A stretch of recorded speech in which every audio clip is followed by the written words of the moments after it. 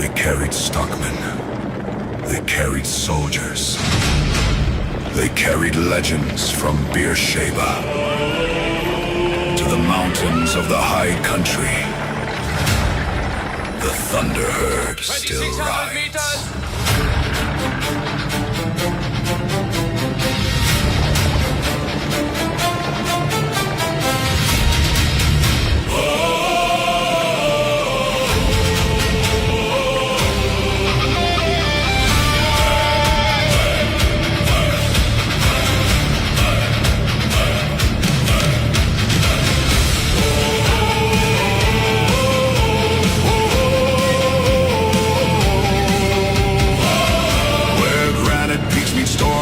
Skies and snow gums bow in winter light.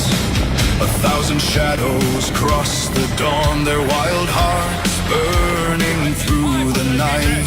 Their blood remembers campfire smoke, long dusty trails and stockmen's hands. The freedom of a younger world still running through this ancient land. Listen.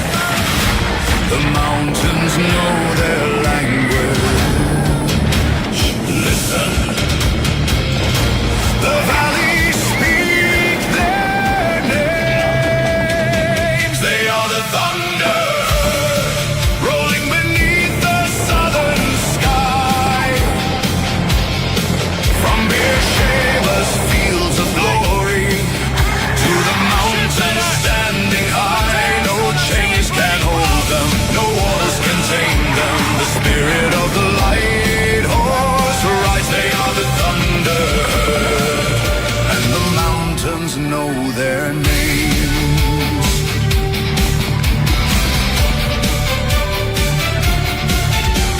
Across the burning Sinai sands, they carried fate in steady hands. Through dust and fire they thundered on toward Beersheba's faithful dawn. Horse and rider forged as one, a rolling wave against the guns. The desert shook beneath their stride as Australia rose in pride. They are the thunder rolling beneath the southern sky. From Beersheba's fields of glory to the mountains standing high, no chains can hold them, no walls contain them. The spirit of the light horse ride. They are the thunder herd, and the mountains know their name. And standing on the highest ridges, when the world below has gone to sleep, the ancient stallions face the darkness, guarding secrets they still keep. They remember every stockman, every drover, every mountain horseman, every charge, every rider who never came home, every horse who carried him there. Ride on. Ride on.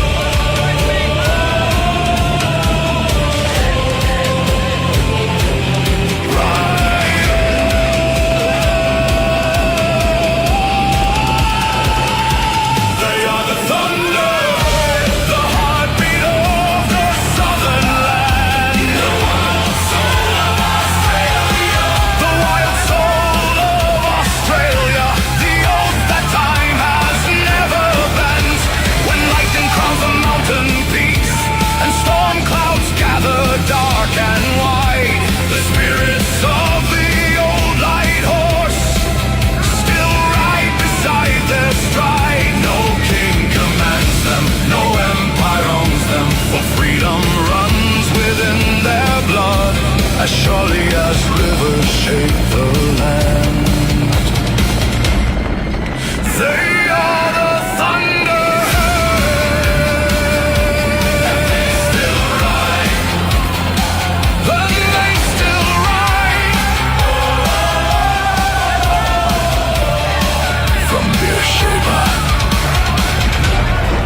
To the high country, the thunder herd still rides.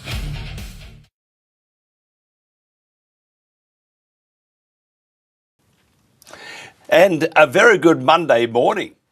Hope your weekend was a good one. Mine was. I had a magnificent Sunday yesterday. Alan Moran will appreciate the joy that we have when St Kilda win. And we did win. St Kilda had a massive victory. In fact, many are saying probably their biggest, best win ever. Well, they're not really saying that, but if you're a St Kilda supporter, when you win a game, it's a beauty, to say the least. Anyway, I'll be sensible. No, I won't. Because we did. We won very well. I thought that that we might get thumped at one stage, but no, St Kilda, great win there, ever. I feel very sorry for Max King. By the way, those who aren't St Kilda supporters, suck it up. Max King, he'd been out for over 2 years where they did a knee and then he did a hammy when he came back in the twos and not looking great at the moment. So, but that's as Darren Hinch would say, that's life. New South Wales farmers, new President Rebecca Reardon says, uniting primary producers and bringing young farmers into the advocacy space will be two of her main priorities as she steps into the top job. Australia has been hit with a higher US tariff rate than the UK, Canada and India, as the opposition questions why no government reps appeared at American public hearings. Interesting. I could go on forever, but I won't say a thing about that. Donald Trump, President of the universe. Anthony Albanese, Prime Minister of his imagination. Canola prices have surged while wheat futures climbed globally. I see the phone line ringing right now. Stop it. Delivering welcome relief to growers, but challenging buyers across Australian markets. Now, trillionaire, who also wants to be king of the universe, and he's going the right way because he's got the most money, and we use Starlink. More about that later. We're excited. Elon Musk says AI will overtake human intelligence in 5 years. 1 billion robots will be doing your job, and money will be meaningless. So that's pretty scary, isn't it? Think about it. Hello, welcome to the show. That's right, a bit like Jaime. He was the one, if you're going to blame someone, blame Jaime, Max Smart. Jaime was a robot. Not really. Anyway, next up, we'll talk economics and things sensible. Might throw in the odd football bit there just to bring on the joy. Next up is Alan Moran. This is the Country Telegraph. Our long-range forecast for August to October currently shows below average rainfall is likely across large parts of southwestern and eastern Australia. Above average rainfall is likely for the northwest. Temperatures are likely to be above average for most of the country. And El Niño continues and is likely to persist into summer. June temperatures were above average across much of Australia, except for parts of the west and north that were close to average. It was the 5th warmest June on record. June rainfall for Australia was the highest since 2016. While June has been drier than average for parts of the east and southwest, a mixture of cold fronts and cloud bands brought above average rainfall to large areas of the mainland. Root zone soil moisture is currently above average across much of the interior and parts of the south, especially in South Australia. Below average soil moisture persists in the southwest and has emerged across parts of the east. August to October is likely to have below average rainfall for large parts of southwestern and eastern Australia and parts of the tropical north. Rainfall is likely to be above average in the northwest, into the interior, and also along the northeast coast. For July to September, near median to high streamflow is forecast for most sites in northern Australia and much of the south to southeast. Low streamflow is likely for many sites in the southwest and parts of the east. Daytime temperatures for August to October are very likely to be above average across most of the country south of the tropics. Cooler days are likely for some areas of northern Australia. Nighttime temperatures are very likely to be above average across most areas. Sea surface temperatures for August to October are forecast to be warmer than average across much of the globe, including near southeastern Australia. The El Niño in the tropical Pacific is expected to continue until at least summer, while a neutral or positive Indian Ocean dipole is also possible. We update our long-range forecast regularly. Select your location to find out more. Visit www.bom.gov.au/climate/.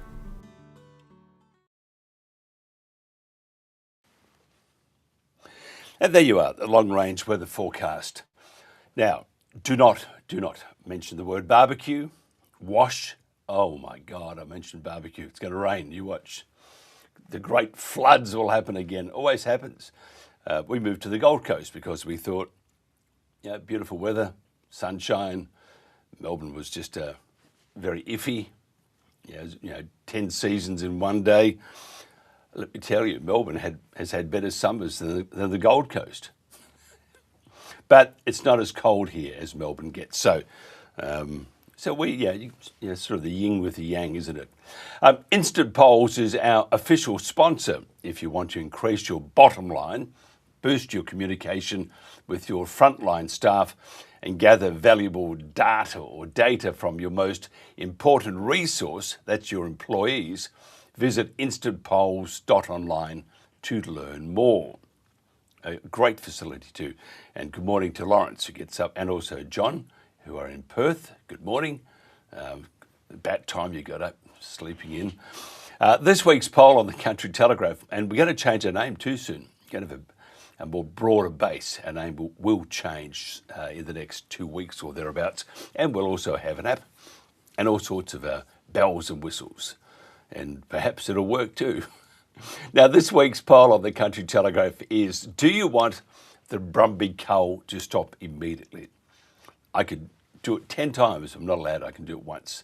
Of course we do. Now, just use the, that's me anyway, just use the QR code on your screen to vote. Each vote is secure and anonymous and verified by 2FA.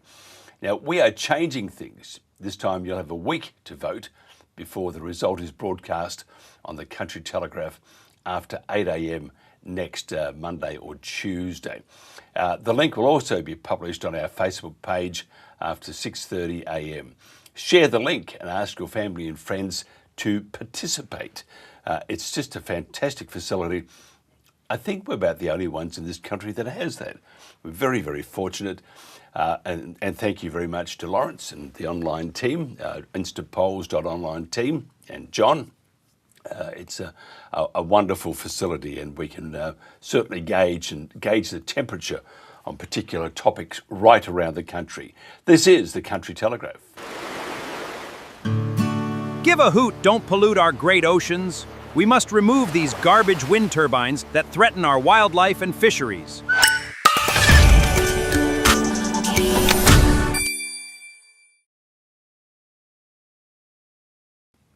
Welcome back to the Country Telegraph. We would like to explore a little more of a topic we discussed with Robert Barwick last week about billions being attracted into so-called sustainable farming, forestry and carbon in this country, and whether the cash is supporting genuine regenerative projects or productive investment in Australia. Dr Alan Moran is Principal of Regulation Economics. He's a noted economist who has analysed and written extensively from a free market perspective. Alan was the director of the Deregulation Unit at the Institute of Public Affairs from 1996 until 2014. He was previously a senior official in Australia's Productivity Commission and director of the Commonwealth's Office of Regulation Review. Alan was educated in the UK and has a PhD in Transport Economics from the University of Liverpool and degrees from the University of Salford and the London School of Economics. Alan, thank you for joining me. We should actually turn your microphone on. That's from the cheering you had. You've lost your voice. Where are you? Come back to me. No, we isn't this marvellous? It's Monday. We can't hear you. Look, I know you had a big weekend. This is just ridiculous. I'm going to just pop into a quick commercial break while we fix that up. Cam was floating around, so we'll get Cam back to hopefully work this out because we can't hear you. You're looking magnificent. Look at you. The lips are moving, everything, but there's nothing we can't hear. We'll come back to you in 1 second. This is a Monday, and this is the Country Telegraph.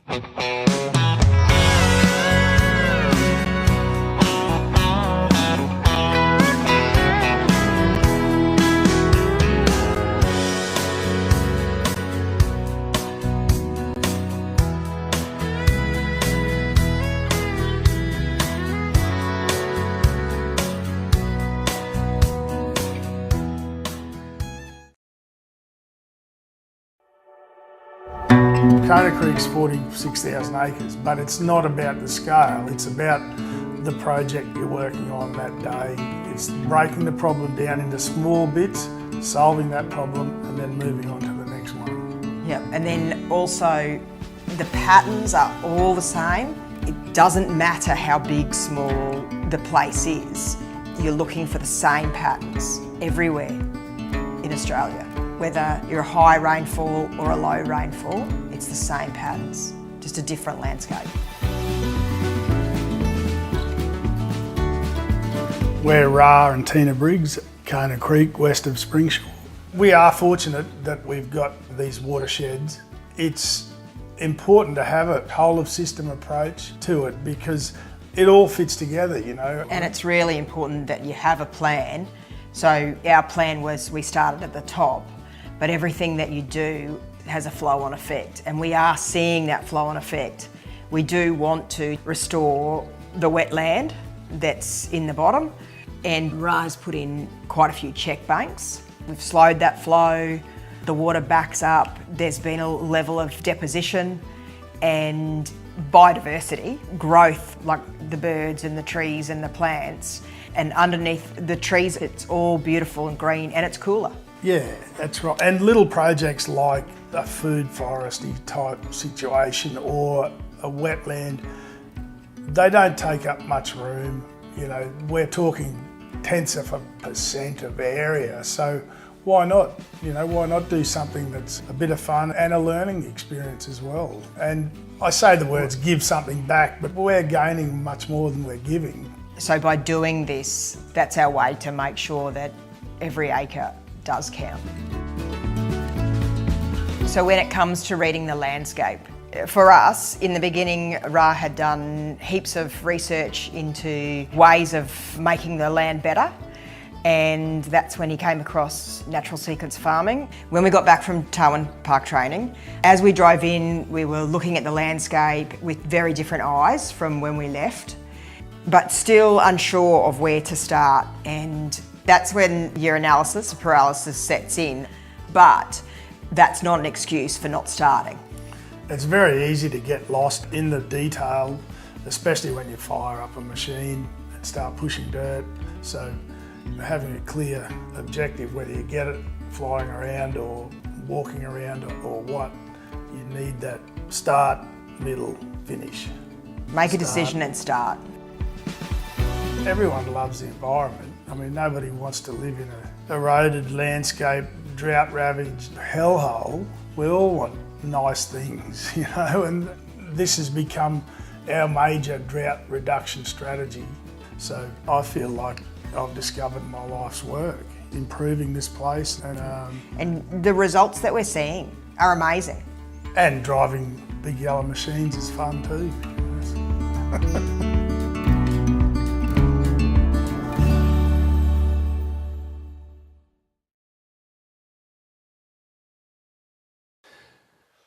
And we're back again. Doesn't mean it's going to work, but we've actually threatened with torture and all that sort of stuff. So Alan Moran, do you read me loud and clear? I can read you. Can you hear me? You sound magnificent. Wow. Who do you follow, by the way, in the footy? St Kilda, of course. The mighty Sainters. He's a long, long drought, though. Stop it. See, you got to mess up my morning. Today I'm picturing being there with the club holding up the trophy the last day in September. I don't think that's going to happen. But we did play well. We did play very well indeed. In fact, many are saying in my household that we are the best side ever. You probably disagree, but anyway, you're a lot smarter than I am. I don't think I'm smart. I mean, more realistic. Oh, thanks. Don't be like that. It's not like a bloody St Kilda supporter through and through.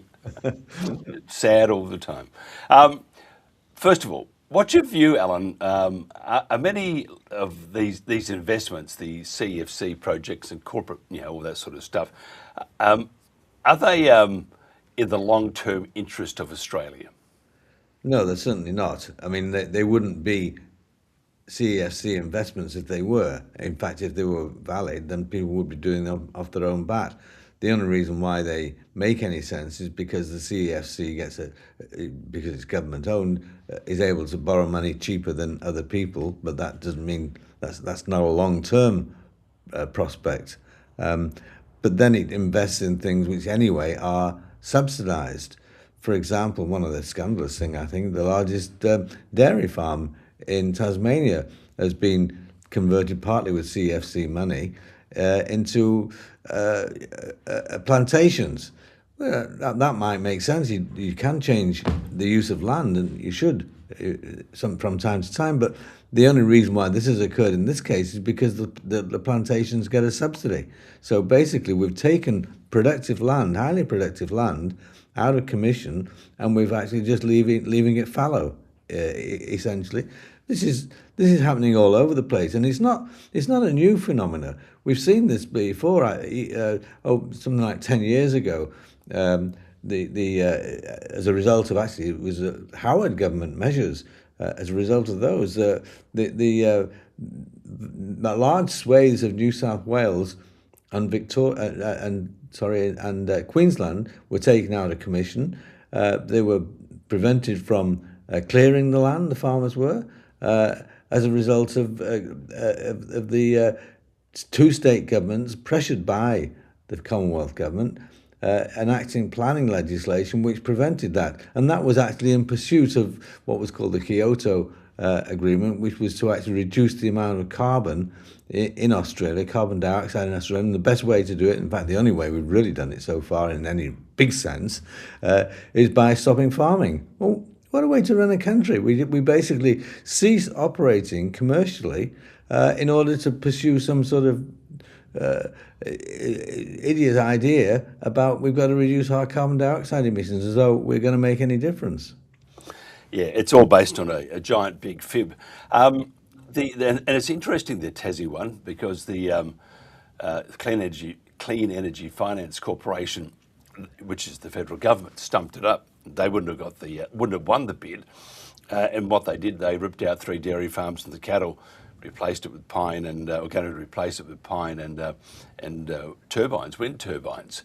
That is not in Australia's best interest. How do they get away with it? Well, they get away with it because the government's enacted plans which has said this sort of activity, commercial activity, will be punished, whereas that other sort of activity, which is based on non-commercial activity, will be subsidised. We have this sort of behind it. We have this agreement where we're going to have 30% of our land taken out of commission from a convention signed in 2024. That basically means that we're going to take 30% of our land out of commission, which means that we'll be 30% less productive, broadly speaking.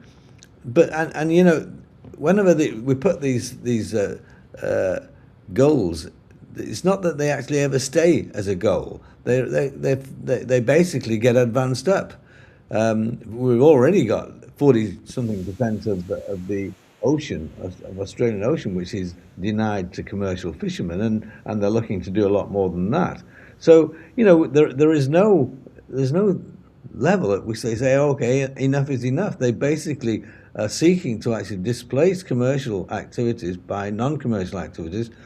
For what reason? Well, sometimes it's in pursuit of greenness, and often, more often than not nowadays, it's in pursuit of the myth of climate change, and we're going to have to stop the emissions in Australia to prevent carbon dioxide emissions here. But almost always when that happens, then it simply means the production shifts elsewhere. There's no net loss of carbon dioxide emissions. If in the case of, say, manufacturing, we cease manufacturing here and it's done in China. There's no net loss at all.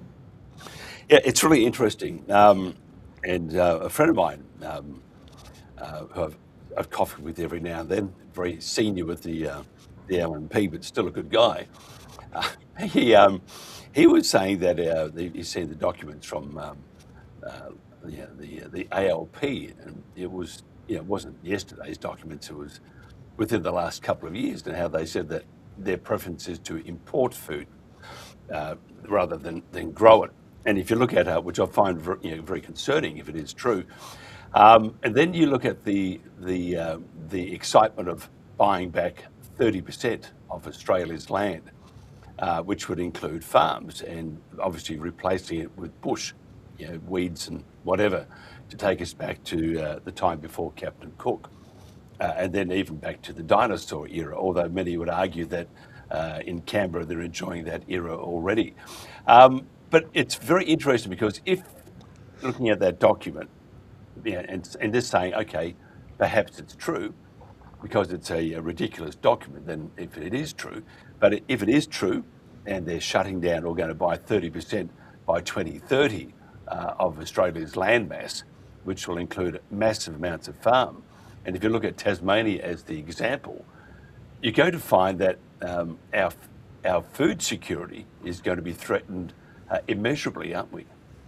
Of course. I mean, we actually already import about 80% of our fish that we eat. I mean, we have the largest fishing grounds in the whole world per capita, probably almost by definition, not even per capita, and yet we import fish. Yes, of course that's going to happen. That's the real problem. And indeed, don't imagine that they're going to buy this land in commercial terms, because basically what they do, and indeed what happened in New South Wales and Queensland in the past, they'll change the planning arrangements within the farms and say, well, no, you can't do that anymore, you can't do this farming, you can't do that farming, your land is now devalued quite considerably, but we'll buy it off you at this new devalued rate, aren't we generous? And that's basically what happened in New South Wales and Queensland. And to the shame of the Howard government, they basically conspired to do this, obviously with Labour. But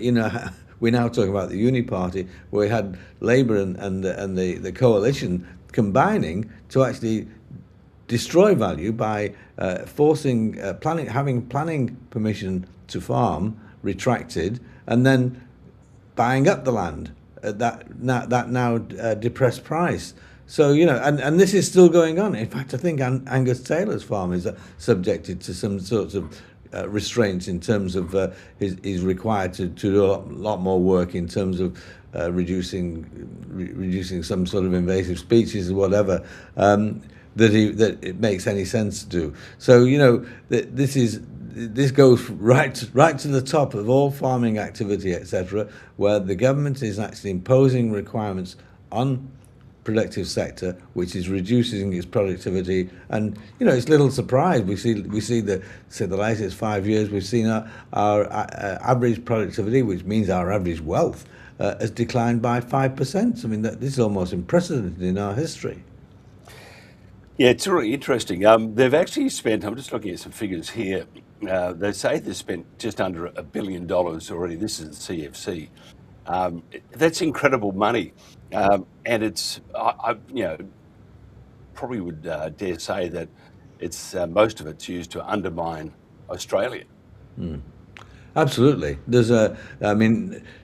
All of it is used to actually take out productive activity and replace it by unproductive or less productive activity, and that's the whole goal of the government's programs. There, it's a program which is designed to impoverish us. Yeah, it's. I find it just mind-boggling. Also, then you look at what's happening to our environment in the name of saving the planet, and they're spending squillions. I mean, you may have gathered that we're up in arms and doing what we can to rescind the next aerial culling of the Brumbies.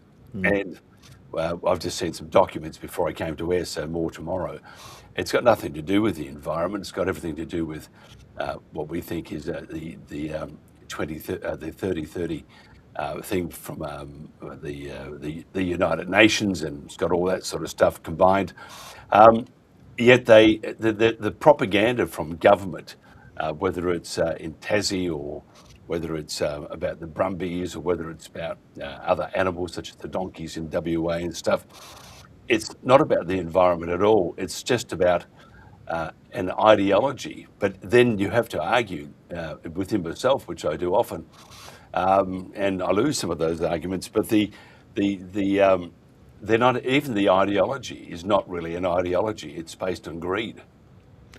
Well, yeah, and the ideology is taking us back to some sort of idyllic past. I mean, what is this idyllic past? I mean, the continent was shaped by the Aborigines when they came and they started using fire to burn things, and that changed the whole nature of Australia in ways that we now think is pretty good. And that's the case with all countries. If we look in terms of European countryside, it's all been moulded by man, and it's pleasant. England's green and pleasant land, and all that sort of stuff. Basically, we in terms of the modification of nature by mankind, without it, we wouldn't be living here. It would be just a raw country. It would be impossible to live in. But we now denigrate that, and we denigrate it, and we seek ways in which we can actually roll it back to some sort of past which never really existed, or if it did exist, would be not very comfortable for us to live in. Yeah, our joining of the hip with just looking at all these figures, which is quite stunning. Joining of the hip with the UN. It's not looking all that good for Australia because we have. When's the next federal election? Can I ask you? It's about a year and a half away, I guess. So they can do a hell of a lot, the Labor Party, up until then. But looking at how the others are tracking, and everyone's on about one nation. It's nice that they have the public opinion, but I don't think they're going to run the country. They might have a few more seats that they can maybe join as a coalition. That's if the LNP decide to do it, and that may not happen because there's not a whole lot of love between either side. So if the ALP managed to stay in government, and even look at your state, I mean, there have been several occasions where the ALP could have been rolled, and the opposition were pretty pathetic to say the least. And it could, I doubt this time. I think this time you're going to have the LNP in power in Victoria in the next state election, but who knows? And I'm getting to a point here, and the same thing is with New South Wales. Chris Minns is just appalling, and Penny Sharp and all these. But they are all very good with spin, or some would call it propaganda. And if they're appealing to the major base of Australia, which is the major cities, who know nothing about what's happening in the bush, they could still all very well get back in, couldn't they? They could, and they have a big advantage in one sense because the fastest growing labour force in Australia is the government force. It's government labour force. And if you're working for government and somebody says we've got a better idea, we're going to come into power and we're going to actually reduce a bit of government spending, you think, well, that's not good for me. So you've got a whole lot of people, maybe 25 or 30% of people who are really very oriented to voting for the ALP. Certainly not oriented voting for something as radical as One Nation, who say they are going to actually massively reduce spending, policies which most sensible people think who don't work for the government are a good idea. So there is a chance that these radical ALP governments, and I don't know about the Minns government, but certainly the Allen government in Victoria is appalling. There is a chance they could get back in if they can manage to actually change their face somewhat between now and the election. There is an election in Victoria in about 3 or 4 months' time, and it looks like they will be tossing out the Labour Party will be tossing out the existing premier and replacing her with somebody else in an attempt to save the joint. But it's very likely here that in Victoria that they will lose the election since people are just so disillusioned with Labour. But that's not likely to be necessarily going to be the case around Australia, especially because the Liberal Party and the coalition generally has adopted policies which aren't all that dissimilar from those of the ALP, and they are being shifted by the upsurge of One Nation, and gradually you're certainly seeing this in the Commonwealth level. The Liberal Party is taking on policies which have been pioneered by One Nation, so they are becoming pretty well the same sort of party. That's less the case in the state areas, and we could well see a status quo and the continued buffeting by politics of commercial activity and of our well-being. Yeah, I agree. What should we do with the CEFC? Should we? I mean, I personally think it should be abolished immediately, but it's not going to happen. What do you think? Oh well, it will. One nation would abolish it immediately. Yeah, but they're not going to. Yeah, I mean, truly, everybody's on the bandwagon with One Nation, a bit like Reform UK, and towards the pointy end or the end of the race, people have people are people. They just. I don't think Nigel will get in.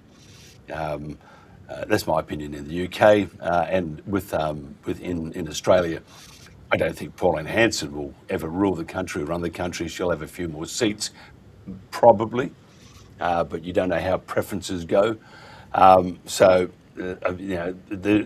is that chance that if Labor do stay in, they'll keep the CEFC because it's doing what they want. But if they get in again, and you're looking at state and federal, I would say after 2030, it's all over, Red Rover, as they would say. What do you think? I think that's right. I don't think I'd be that pessimistic about the One Nation. I probably, like you, in the end, I think they may well fall short. But nonetheless, what they've done is they're forcing a re-examination by the Liberal and the National parties of their policies, and their policies are moving into line with the sorts of things that One Nation said. Not One Nation is simply saying, well, we will abolish the CEFC from the word go. I'd be amazed if the Liberals did anything other than that. They would certainly go along with that. I mean, the problem with some of these measures is that they're deeply entrenched, and to abolish them, there's a long gestation time. For example, one of the big costs is the capacity investment scheme, which is basically the government is buying up renewable energy, giving guaranteed prices to renewable energy so that they can produce for the next 15 or 20 years. Well, breaking those sorts of contracts is very difficult for governments to do. And even in the US, Trump has abolished those contracts, but breaking the long line of them into the future, he's found difficulty. He's having to buy them out. And that might well be the case here. So I think we will, I'm more optimistic than you, that we will see, we may even see One Nation governments, but probably we will see One Nation in coalition with the coalition itself in some form, and the coalition continuing to take its policies as they realise that that the old approach of getting close to being Labour light, if you like, isn't working, and that they'll have to become more rigorous in terms of adopting the sort of free market policies which One Nation is pioneering. So we will see this thing dismantled, I think, and we will see it at the federal level. Labour will not win the next election, but there are residual elements of it, and the further they can move towards the One Nation purity, if you like, the better it will be as a nation. Yeah, it's interesting. You mentioned the possibly a new face, which I think will happen too in Victoria for a short-term new premier trying to rebrand or make their look better, and they only have a few months, and it could work. Who knows? But if you look at the federally, there's still a year and a half to go, so they've got plenty of time to destroy and then to put on a good smiley face, because on that day, when you vote, or on that week now, or 2 weeks, 3 weeks when you vote, you all of a sudden you start thinking about things, and it's hard to let go the how your heart used to feel, even though common sense says otherwise. So I'm not so sure about Pauline. I think she's coming from an okay place. I don't agree with a lot of her policies. I think they are divisive, and I think she would be out of her league. That's just my own humble opinion. Can I just ask you a couple of things? We've got tons of things to talk about, but we are going to run out of time. And I just wanted to ask you, what's your thoughts on the increase in the US tariff rates on Australian beef, and the opposition is saying there was no government representative at the American public hearings. Yeah, I think whilst I think Trump does some great things by and large, his trade policies I think are quite damaging, and they are to Australia, though not probably as much as to other countries, simply because we are going to be paying more higher tariff levels generally. It is damaging. It's a pity that we didn't have people examining it in the ring, if you like, before the decision was made. I'm not sure it would have made that much difference. In terms of the aggregate effects on the Australian economy, you've got to say it's not that big. There is something, there is some effects, but basically, we're dealing in commodities. And if the price, if the market contracts a bit as a result of a higher tariff in the US, we move them elsewhere. Of course, there is a loss then. It's not as a big a loss as it would be to other countries, which are basically very much dependent upon the American market itself. Not a great deal of our exports go to the US, and those that do go, more or less are guaranteed. There are some aspects of them that aren't, but the area of concern is really elements of the manufactured goods, steel products, etc., which basically there will be losses there rather than the agricultural and mining areas. And the other one that we ran in the news, just to highlight some things happening around the country and the world. In fact, Elon Musk has said that there'll be, in 5 years' time, 1 billion robots. Imagine 1 billion Jaimes running around the place. They'll be doing your jobs, and money, he says, will be meaningless. So if that's the case, he's a trillionaire now. Will he just be like one of us? I don't think. But what are your thoughts on that? I mean, 1 billion robots, and you see China at the moment, they're just pumping them out all over the place. They just, they are quite amazing. In fact, yesterday we spoke to Starlink, we spoke to their AI, and it was a very, very clever AI. Mm. Yeah, well, I think that's. I'm not sure what the point. What happens as a result of that? I mean, we've been having hundreds of thousands of robots being rolled out for 20 years now, and of course the difference is that now the robots are AI enhanced intelligence, so they're able to do a lot more things. Elon Musk, as you say, if he's saying that the money won't matter, then he becomes just as small a person as you and I. So I can't really see it happening like that. In the past, we've had immense technical changes over the past 20,000 years, certainly the past 1,000 years, and we've just gotten richer. We've just gotten better off with them. If AI is a marked change, then it is a massive change in that, and it doesn't seem to me likely. I think there are more difficult questions with AI, whether it can then start controlling how we think and what we do and all that sort of stuff. I don't think that the issue with AI is it's going to displace us from the workforce. It's just going to make us be more productive, and therefore there'll be higher income levels. The question is whether if the machines become smarter than us, do they sort of like in the science fiction fantasy take over and control us? Yeah, it's going to be. I blame Jaime. That's my philosophy of my thoughts. Jaime created it all. Although being a St Kilda supporter, I could see Jaime could play. But just imagine if we had robots.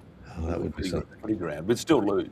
I forget to charge him. Oh, we knew we forgot something. Like that grand final, which was a draw. I still say we was robbed.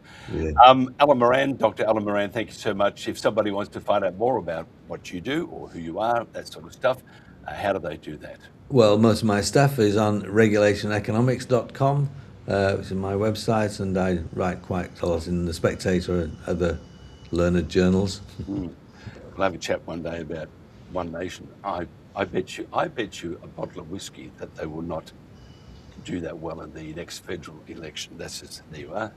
I've got 18 months thereabouts to save up. So have you. Thank you so much. This is the Country Telegraph. Mount Isa, as we can feel the pressure, these cowboys can harness the energy, they can feel the excitement. Think about what's going through this cowboy's mind.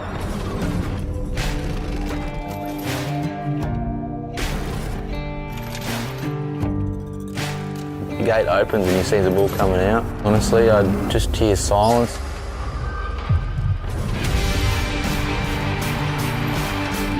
Seven different emotions go through you in about 10 seconds and then they go on repeat. This is when it hits another level of energy. To be a rodeo cowboy, you want a bit of gravel in your gut. Typical cowboy, obviously half mad.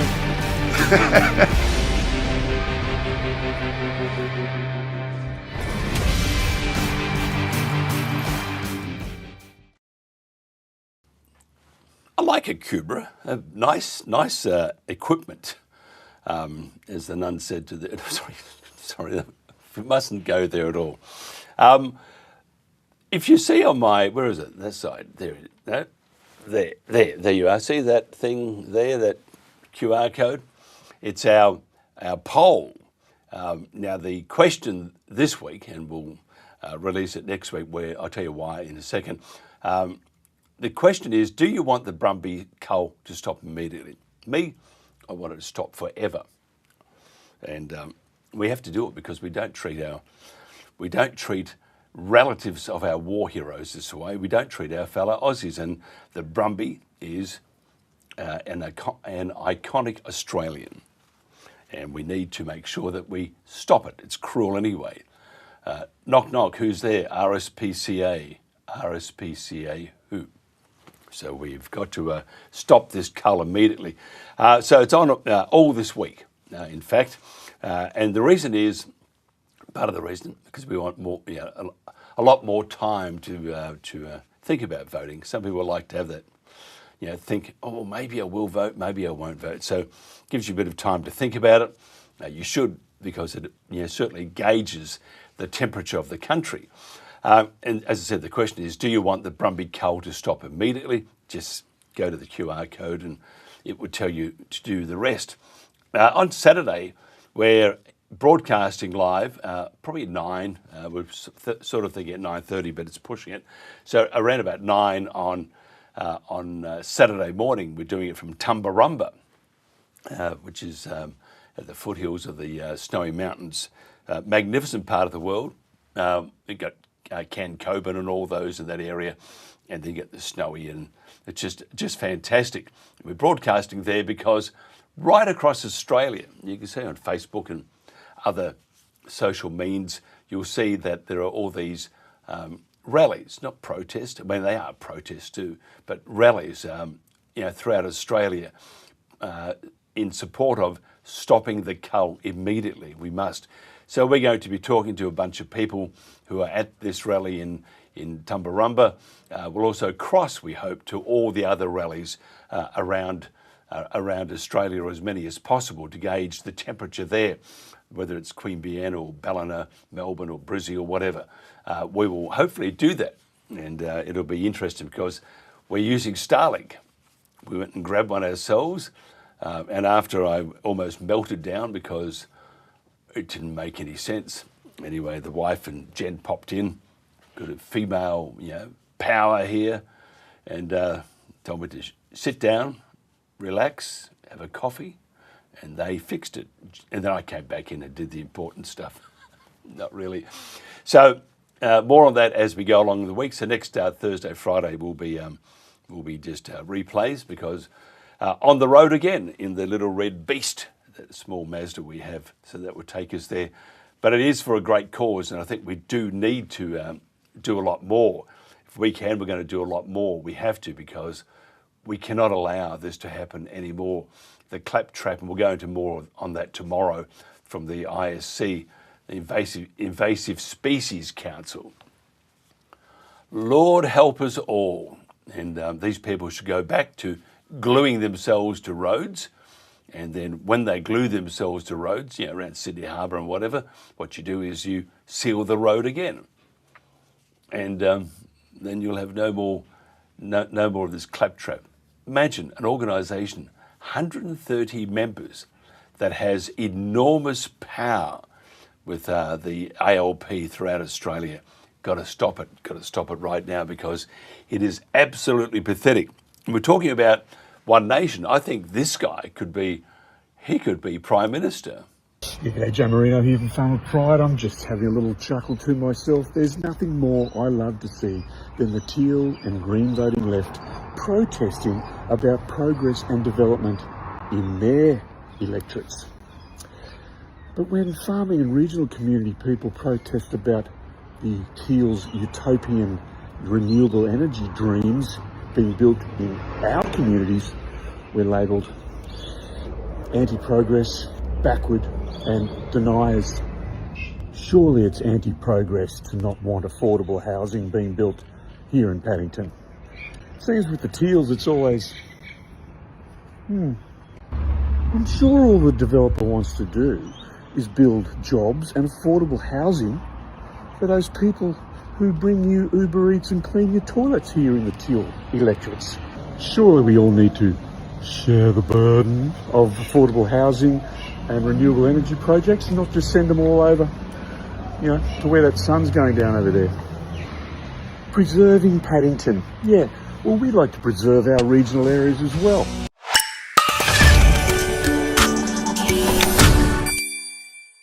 Conservationist Stephen Nowakowski and academic Tim Navard have mapped over $1.38 trillion in so-called green projects across Australia, including 31,000 wind turbines, 550 million solar panels and more than 28,000 kilometres of new transmission lines, with thousands more running undersea and across protected wilderness. Turbines run only 30 to 40% of the time, panels just 18 to 25%, demanding vast overbuilding and replacement every few decades. Nowakowski calls it hypocrisy of the highest order. Untouched mountain forests now being bulldozed in the name of green energy. After decades documenting the outback, he says he's never seen a threat like this. Dead birds, bats, even endangered species lying beneath the blades.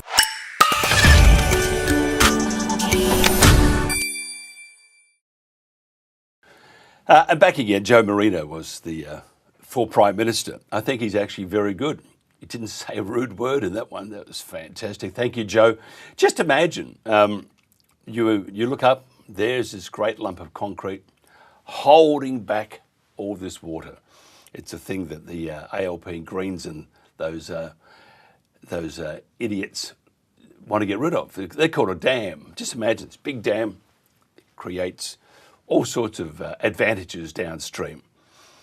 But just think, though, that it was built probably close to a century ago.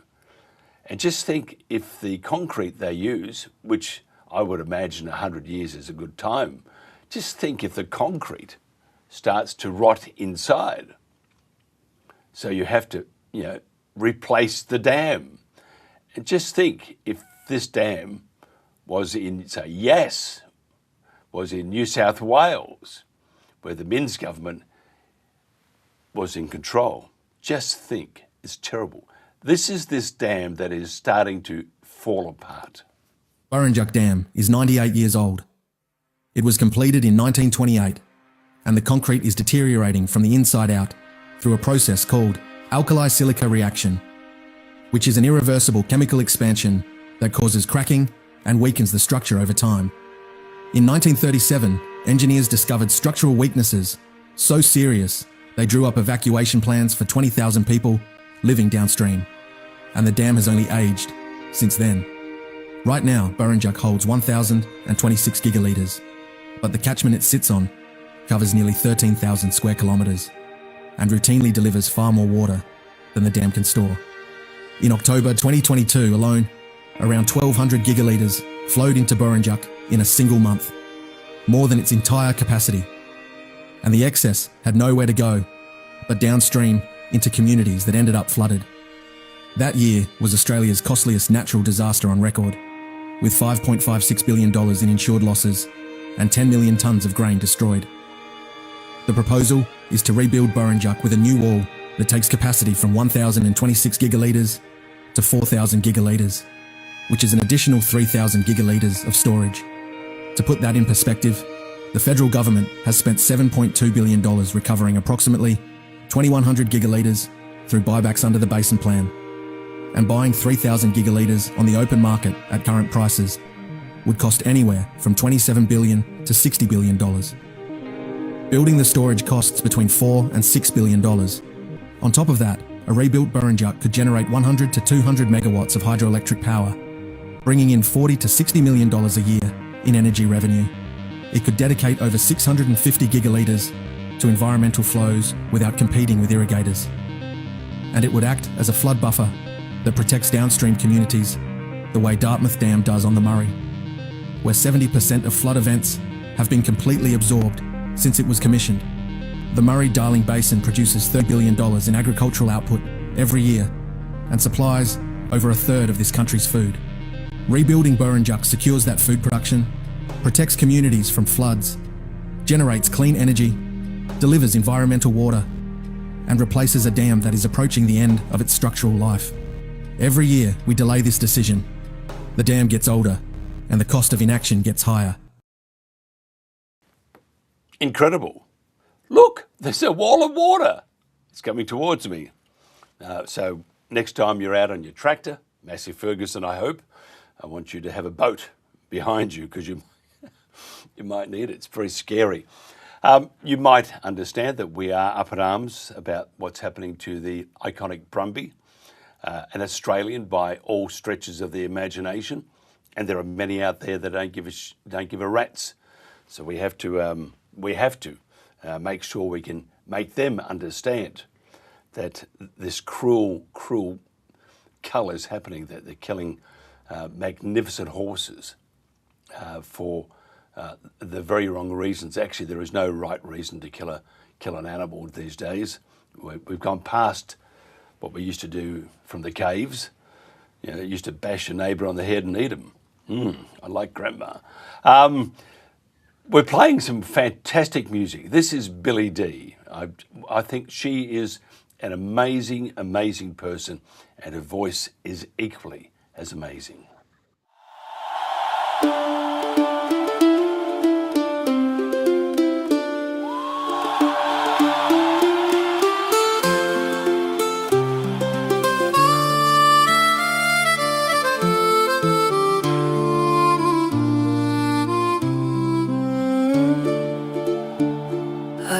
Among the Brumbies, hear the wild call of the land. My heart breaks open softly as their breath falls on my hand. They've been here for 200 years, doing what wild horses do, healing country, holding stories, loving me and loving you. But now they stand in terror as the choppers fill the sky, and the bullets keep on falling, and they run and they die. Oh, please let our Brumbies live, let the wild ones still run free, for the shooting only wounds the land and you and me.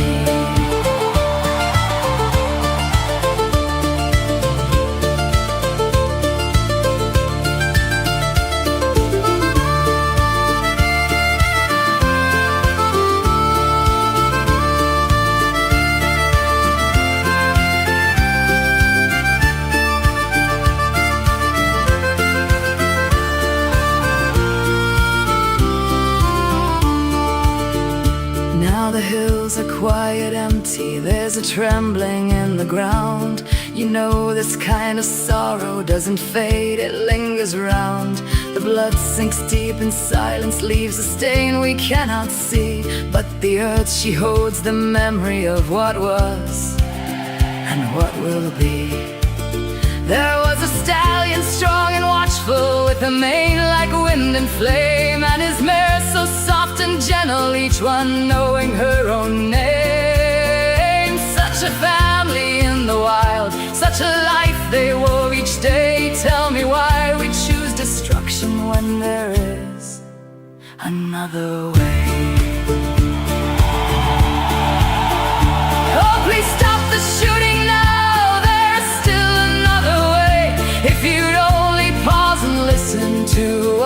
people say. Oh, please hear us now. We're calling out in pain. Let the Brumbies run forever through the sun and through the rain.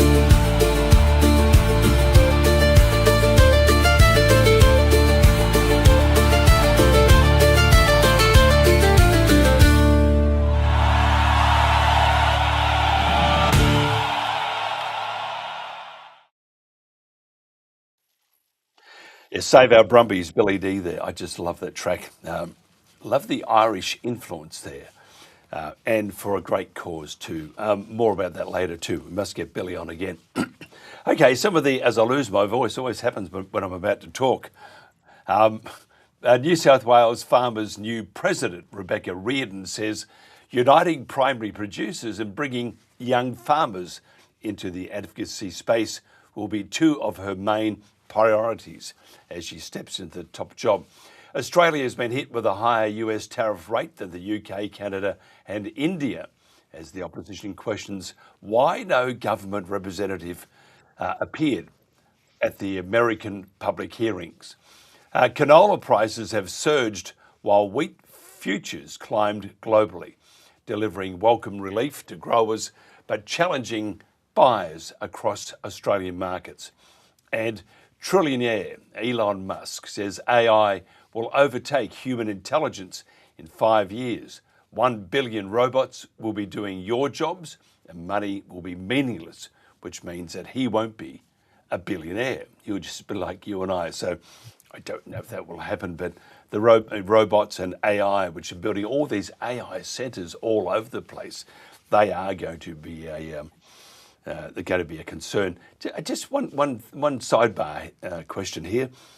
Why are they building so many data centres?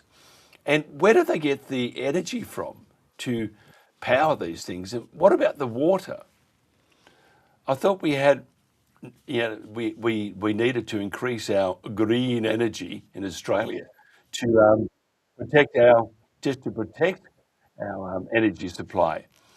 If you have all these data centres all over the place, you're going to be in trouble. We probably need Joe Marino to come back and explain the what the hell is happening. This is the Country Telegraph. Across Australia, communities are coming together to host screenings of Just a Farmer. Every screening is different. Some are hosted by community groups, some by sporting clubs, some by local organisations and volunteers who simply want to bring people together. What they all have in common is connection, a chance to check in, a chance to start a conversation, a chance to remind people they're not alone. These screenings create space for communities to come together and have conversations that matter. We're always looking for communities who would like to host a screening of Just a Farmer. Could your community be one of them? Let's start conversations that matter.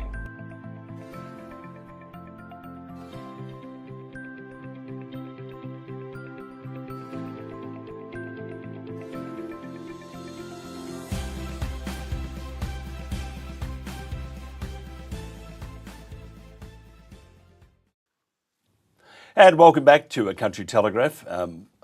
Hopefully I'll get through this next hour. The poll results from last Friday. The question was, are you concerned about the overuse of pesticides in agriculture? We got excited yesterday. We thought they were going to ban paraquat. No, just one of the manufacturers of paraquat, that terrible, terrible, terrible chemical or group of chemicals. Anyway, it's still upward and onward with paraquat. More about that later too. Now, in summary, the poll had a high engagement rate with a clear preference for the answer yes across all demographics, in particular from the 60 to 69 age group and evenly from both genders. Now, geographically, Queensland had the highest number of affirmative responses. Now, Instant Polls is our official sponsor. If you want to increase your bottom line, boost your communication with your frontline staff and gather valuable data from your most important resource, that's your employees. We are loving Instantpolls.online. And you can go to them, by the way, Instantpolls.online, to learn more. Now, this week's poll on the Country Telegraph is, do you want the Brumby cull to stop immediately? Just go to the QR code, which is on the bottom corner of my screen. Just use the QR code. Each vote, by the way, is secure and anonymous and verified by 2FA. We're changing things. You'll have a week to vote before the result is broadcast on the Country Telegraph after 8 o'clock, either Monday or Tuesday. We're not too sure about that one yet because it depends how I feel when I get back from driving back from Tumbarumba, which we're broadcasting live from on next Saturday. The link will also be published on our Facebook page after 6:30 a.m. Share the link and ask your family and friends to participate. The poll is a very important poll, so please vote and make your opinion count. It's just, as I said, we just love it. It's a great way of finding out the temperature on particular topics. I didn't choose this life. I was born to live it. So was Dad, Pa, his dad, and his dad before that. Come on, ladies. You're supposed to be slowing down, you know. It's payback for all the free labour you got out of me as a kid. Ah. I learned from watching my mum and dad and how they work together. So does my sister Sally. Any trains? I know. Feet up. I'll always remember these days. It's the happiest days of my life. Together as a family. Oh, you're so lucky I love you. Really? Yeah. Is that about right, is it? I don't know how you're going to deal with all this. Deal with what? $6 million debt? Most farmers are in this amount of debt. As farmers, we gamble with the weather every day, and it's a risk we take.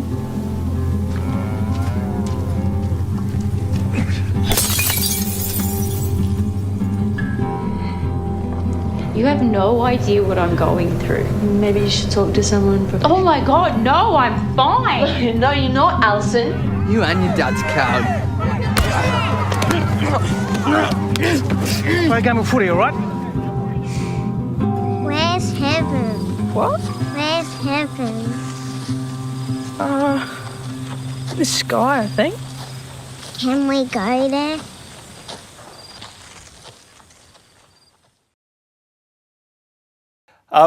Originally from Sydney, Kathy Owen now combines, great way to start a segment, this is the Country Telegraph. Originally from Sydney, Kathy Owen now combines the joy of adult psychiatric practice with rural life, clocking up 35 years of practice. Educated at Sydney University, she has worked in adult psychiatry in Sydney, Canberra and the surrounding New South Wales rural region. Working in Dubbo as a fly-in, fly-out to let's get this name right, Brewarrina, and in community mental health in Queanbeyan and Goulburn, has highlighted the challenges of mental health services in rural and remote areas. Now, Kathy served as Professor of Medical Education for the ANU Medical School and worked in the Rural Clinical School, promoting students learning in rural locations around Australia. Kathy, thank you for joining us.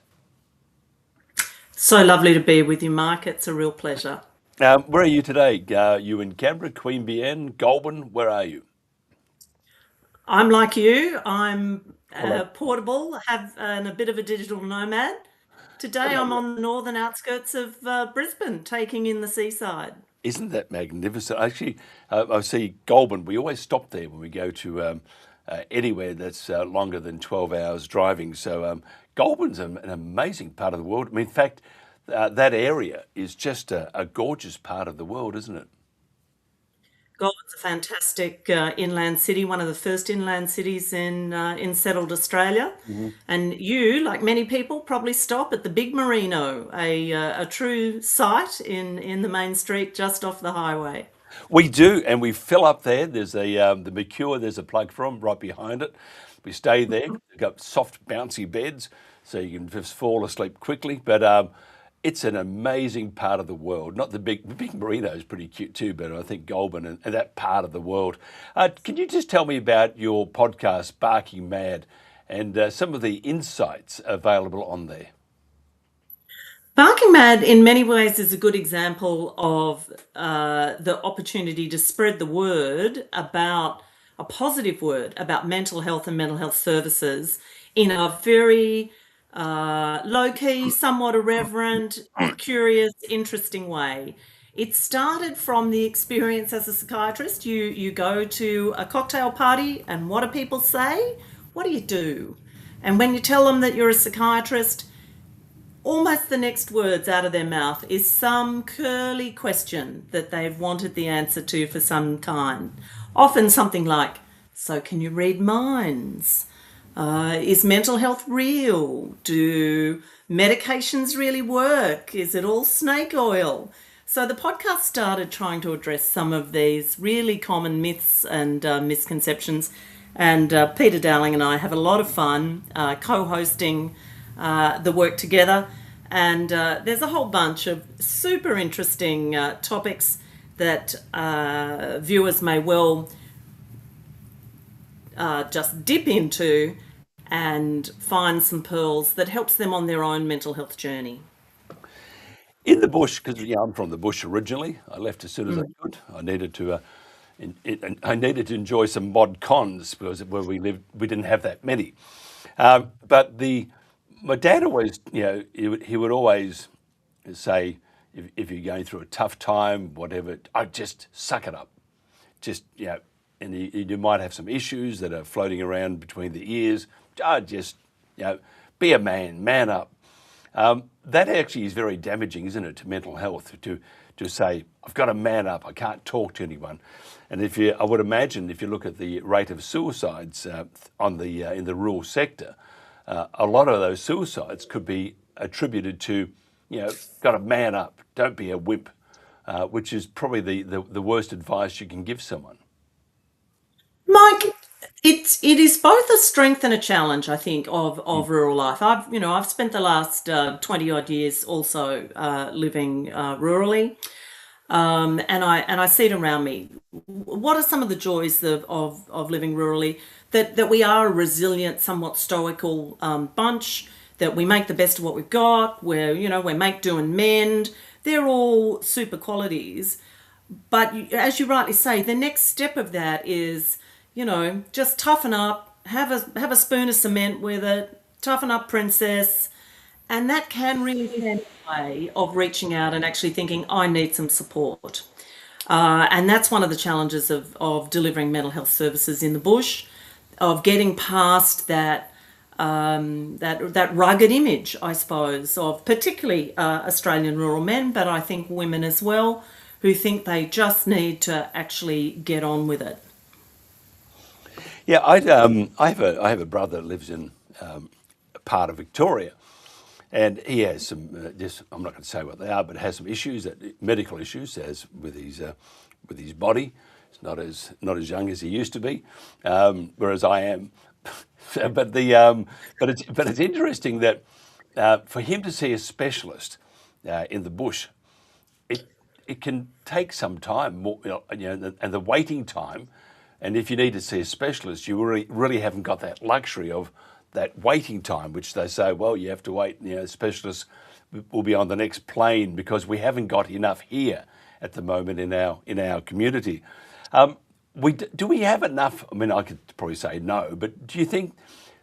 How do we address the lack of these services? The specialists, and whether it's psychological, whether it's physical, for mental health, all these sort of things. How do we address that lack of opportunity for those in the bush to actually go and use?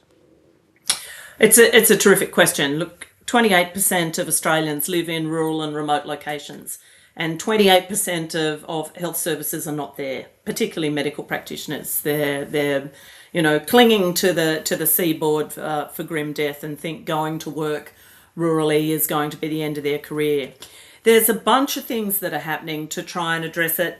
Going right back to the start, the universities are trying to do a better job of actually recruiting kids from the bush into all the health streams. So there's often special placement schemes for getting young people of that rural background into health in the hope, maybe a vain hope, but there's some evidence now that it's not vain, that we can get people back comfortable working in rural settings.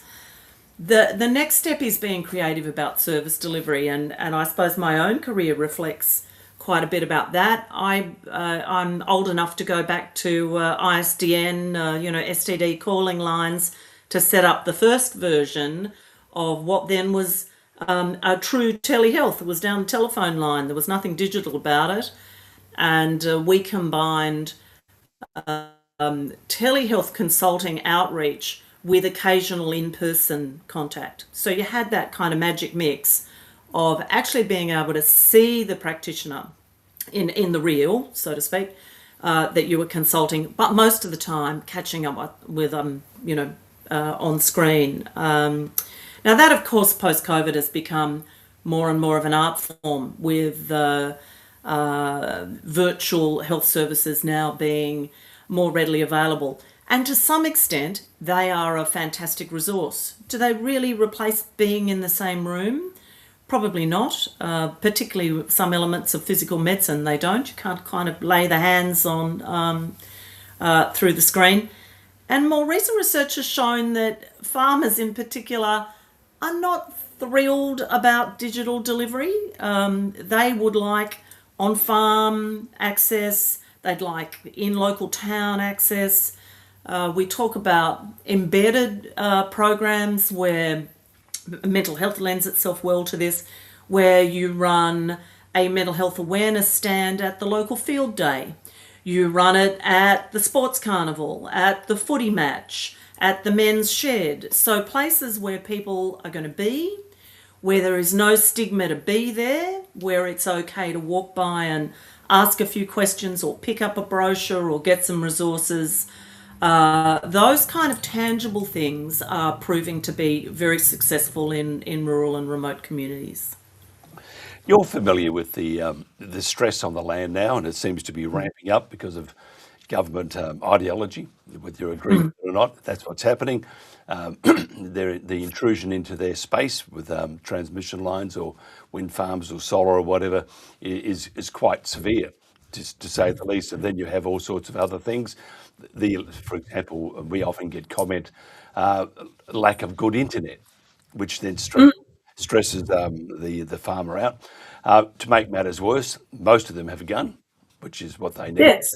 And if you mix that with depression, gun, a couple of drinks, and the frustration and the wondering why government is targeting them, which it is, and there's no two bones about that part. That must be like a keg of dynamite in a match. Yeah, look, they are all fair comments. We know, we talk publicly now about self-harm and suicide much more frankly than we ever did. 50 years ago, there was really no study about self-harm. It was unspoken. It was the big family secret. There was certainly no public health campaigns around self-harm. We know that in the city, something like 10 in 100,000 people will end their life by suicide. In remote and very remote locations, that figure goes up to somewhere around 20 per 100,000. The total numbers, of course, of people who die that way in remote locations is smaller than in the city because so many more people live in the city. So it's a kind of basic maths thing. But you're right to highlight a number of the issues that contribute. And we know that men, particularly kind of two age groups of men, the younger ones, but again, a kind of older age cohort as well are at risk. We know people that are dealing with associated physical illness, associated addiction, particularly around alcohol, because of its depressing nature. Anyone who already has an existing mental illness and depression and anxiety and psychosis, they're non-discriminators. They occur to people in the bush as much as they do to people in the city. We know people of Aboriginal and Torres Strait Islander background have an increased risk. And we know about the availability of not only guns, but poisons, you mentioned nasty pesticides before, those kind of toxins, and also the availability of machinery and apparent accidents, and what we call a single car accident on a straight stretch of road, those kind of issues as well.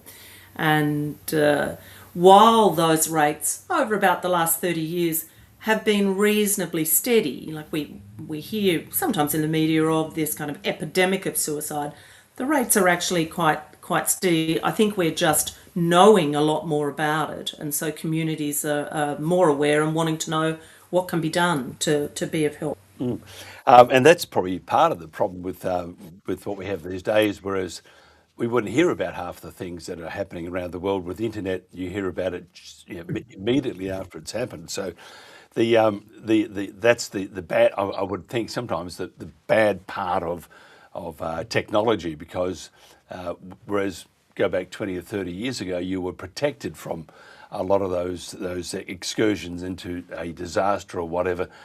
This day and age, I mean, there is just never ending. I mean, we're fighting very hard to stop the cull with the Brumbies, because it's got nothing to do with the environment at all, and it's very, very inhumane and very cruel.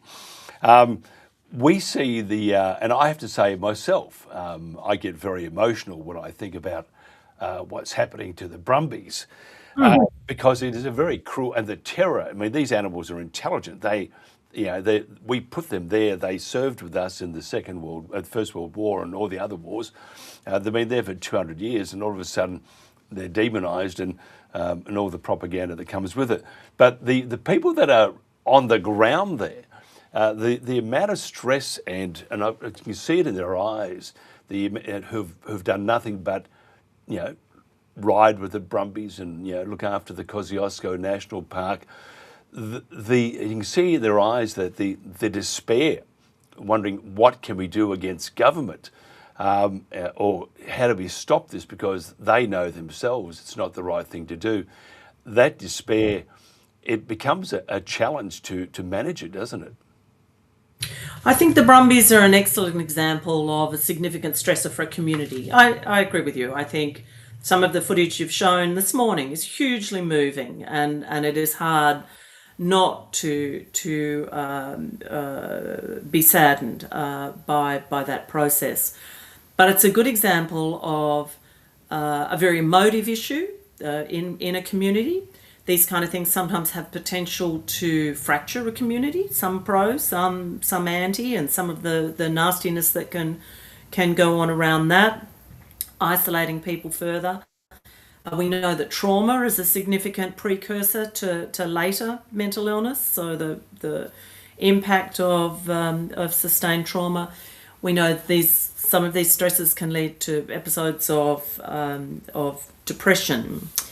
And I think one of the interesting things about rural communities is they're often facing a number of stresses. Those same people at the moment who are worried about the culling of the Brumbies are probably also worried about the fuel price or a commodity price, or whether the kids are actually going to a satisfactory school, or whether Grandad is going to be able to access the health services that he needs for his bad heart, and how they're going to make that happen, how the whole transport for that is going to work.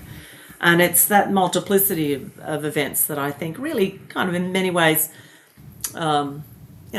typifies some of the stress that people are facing. Here's a question which would be, I think, very helpful to everybody. When you feel this despair coming on, and it's like a train gets faster and faster, and before you know it, it's run over you, what are some of the defence mechanisms we should do just to mitigate this impending disaster? I think we start with the really simple things. We often jump to, the American view. Do I need therapy? Do I need a psychiatrist? Do I need counselling? For starters, when those negative feelings come to you, let's get some of the basic building blocks right. Let's get sleep back in order. Let's try and reduce alcohol, knowing that that is both depressing and at times risky, and not only in terms of self-harm, but also in terms of relationships, shooting your mouth off, damaging friendships, all those kind of things that make you even more isolated. Let's get some exercise into the picture.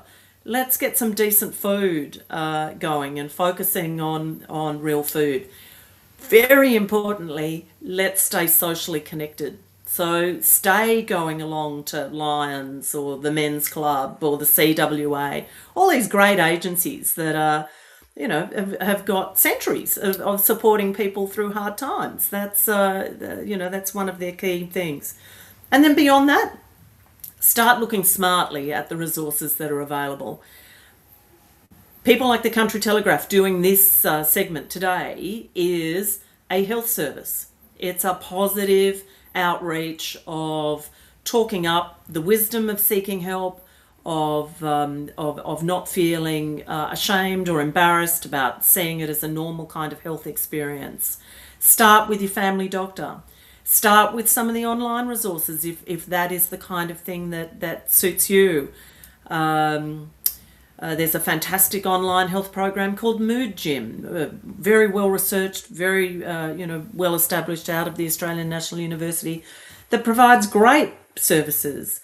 Tune into something like Barking Mad, our podcast, and pick a few episodes that maybe address the kind of things that you're worried about, and have a listen and be a bit reflective.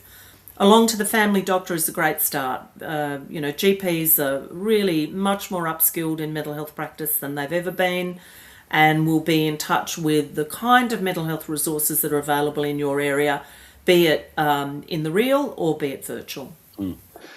Absolutely fantastic. I must have a listen to your Barking Mad podcast. It would suit... many shows. I love that name, by the way. It's absolutely fantastic. A bit like Katie Hopkins had, and she has batshit bonkers, UK bonkers, something like that. So batshit bonkers, I think. Yeah, that's right. And by the way, we used to work with Katie in her past life. She's fantastic. If somebody wants to listen to, or watch, tune in to Barking Mad, and also find out more about you, how do they do that? Oh, dead easy. Go to your favourite podcast supplier and Barking Mad. Watch out, there is a Barking Mad podcast that teaches you how to stop your dogs from barking. So make certain you've picked the right one. Has a big moon on the logo. Stop the dog barking. Says Barking Mad. If that feels too hard, at the website barkingmadpodcast, all one word.com. All the episodes are right there, top of the page, and very easy to tune in. And we love to hear from listeners, as I'm sure you do, using the instant polls strategy. And if people have a question that they would like to leave, that's all great. If they've got a suggestion about an episode that they'd like to hear developed, that'd be fantastic too. Yeah, absolutely wonderful. I mean, there you are. I mean, the dog barking is something you could talk about. How do you stop that dog? Because it drives you nuts after a while. We had a miniature schnauzer once, and miniature schnauzers are very loud. They bark and they bark and they bark, and used to bail up our neighbours in the elevator. It just stand there and bark at them. It was terrible. I mean, it needed help, but let me tell you, and we did too. Kathy, I think it's just been fantastic. Thank you so much for your time, and we'll do more of these if you don't mind. Love to. That's because I think what you have is fantastic, and to think we can cover all these issues in 20 minutes or so, it's just not going to happen, is it? No, lovely. Thanks for the opportunity. Thank you so much. This is the Country Telegraph. So many places where they're using 1080 poison baits. Yeah, it's an absolute travesty, mate. It really is. 1080 baits, if you've seen what a 1080 bait does to a dog, it's one of the most horrific things you'll ever witness. And the second you see something like that, you'll be a big advocate for getting rid of 1080 baits. It's not the way to solve the problem with wild dogs and foxes and things like that. On Sunday, August the 30th, I got a phone call from my husband. I wasn't here, I was out in Aramac staying with family. And he rang me very distressed and crying on the phone and told me that Tippy was dead. And he then described to me how that happened. He said he was inside, heard Tippy outside yelping, which progressively rapidly went to screaming, and he was thrashing him, throwing himself around. He went under my car, which is parked on the veranda in a carport, threw himself under the car and up under the wheel arch, obviously looking for sanctuary.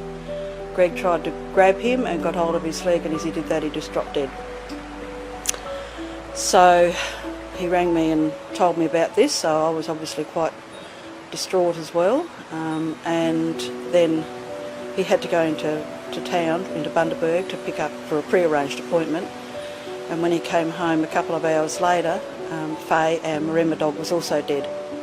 So within a couple of hours, we're not sure, any time between 9:30 and midday is when she died on that morning. So yeah, Greg took them to bury them, and he took Ted with him when he buried these two dogs, and Ted was there with him. And after Greg finished burying them, he wouldn't leave. He just laid, he sat, moved around. He wouldn't leave the grave site, so Greg had to literally pick him up and take him away. So he knew his mates were in there. So yeah, sorry. 1080 is not a humane poison, and despite people's claims that it is humane, we now recognise that that's not the case. It's not good enough to pretend to ourselves that it's humane and keep on doing the same old thing that we've been doing for years. There's no excuse to keep on using a poison that is not humane and that we know is not humane.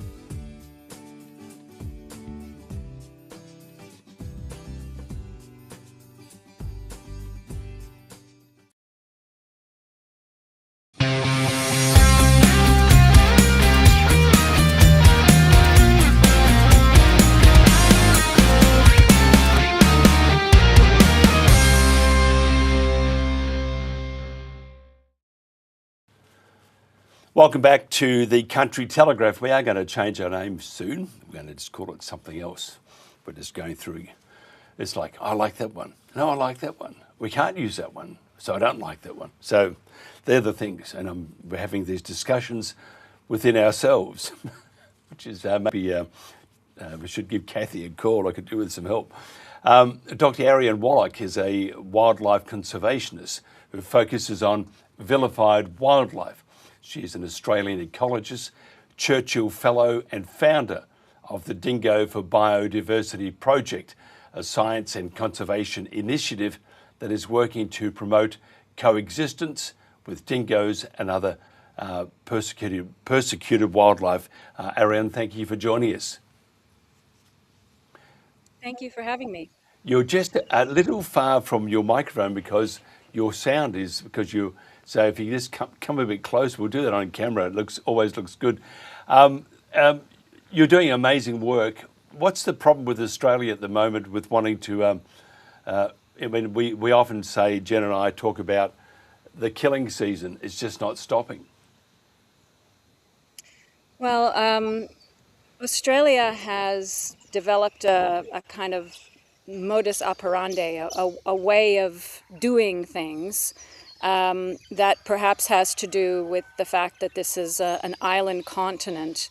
So there's a very clear idea about which species belong here and which don't.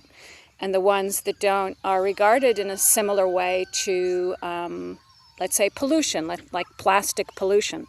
And so using poisons and shooting and culling and eradication is thought of in a similar way to collecting trash from the beach, for example, except that living creatures are not pollution and trash, and ecosystems are so complex that every time people try and tinker with them, usually they don't quite get what they expect.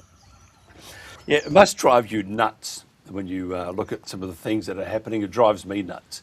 You look at the pesticides, paraquat and Roundup and stuff like that, which kill just about everything. Then you look at the renewables, which if you look at the Great Dividing Range, as an example, up in, say, in Queensland, they're bulldozing the top of the Great Dividing Range to put up these wind turbines, and in doing so, they're killing the wildlife there, and we have documentation of koalas being thumped on the back of their head to stop them moving, and we saw holes with these marsupials in it and stuff. And then when they put the turbine up, 400 metres either side, you won't find any wildlife there. It kills the birds, yada, yada, yada. Then you see the Brumbies, what they're doing to the Brumbies, which is it's just a pure evil as far as we're concerned. Then you look at the donkeys at Kachana. You must think, and all this, by the way, is to save the planet. You must think, which planet am I living on? Well, certainly when I started working in the field of conservation, I wasn't imagining poisons and guns and robots and genetic engineering and all sorts of things like that. But that has been the way that people have come to understand how conservation should operate. The purpose in mind is to promote the populations, particularly of species that are defined as threatened and endangered. But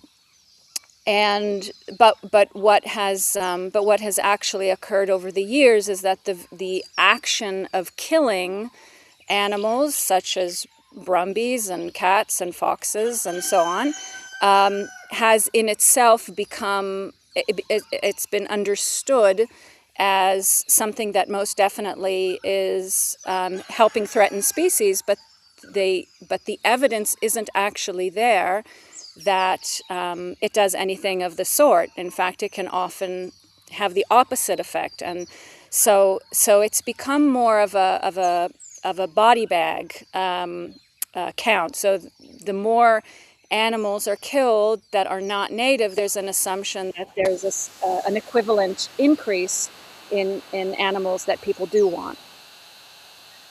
Yeah, before we get into Kachana, I just want to get your views on the Brumby cull, and I think it's a terrible word, cull. I think it is killing, because it is, and we always talk about the killing season, which is perpetual in this country. The horse, and we have the good folk who work the state of the national park, and we have those that live in the area and they've been there for years. Some have generations that have worked with the environment and the Brumbies. It's an absolutely abhorrent time that what they're going through is about to be repeated in November. And yet we have the Invasive Species Council and the New South Wales government, who is advised by the ISC. They are saying this is what we need to protect the environment. And it's, you know, and I know it's based on a big fat lie. But their propaganda and the information they're pumping out, it has still swayed the population, who think, oh, well, government knows best, they must be doing the right thing. Or secondly, the Australian population says, who? What? What do you mean? And they don't really take much notice of it. You have an American twang, which is great, but does that also disturb you, that we either believe the government for what they're doing, say, to the Brumbies, and we think, people think that they're doing the right thing, or even worse, we don't care? I would say that there's been a bit of a, what I could, let's say, add to this discussion that that is perhaps somewhat lacking, or there's been less attention, I think, in this discussion. Essentially, there are two camps. There's a conservation camp, which includes usually my conservation biology and ecology colleagues who are saying if we don't kill the Brumbies, we're going to cause environmental harm and we're going to lose species and so on. And then in the other camp are people that love the Brumbies. They raise concerns about humaneness and also, and this is what I would lean more towards adding at this moment, is that they're not necessarily persuaded by the claim that killing Brumbies is going to make the world a better place. What I would add is that, and excuse the sounds of domestic nature around me, that what people I think need to learn to insist on is show me the evidence.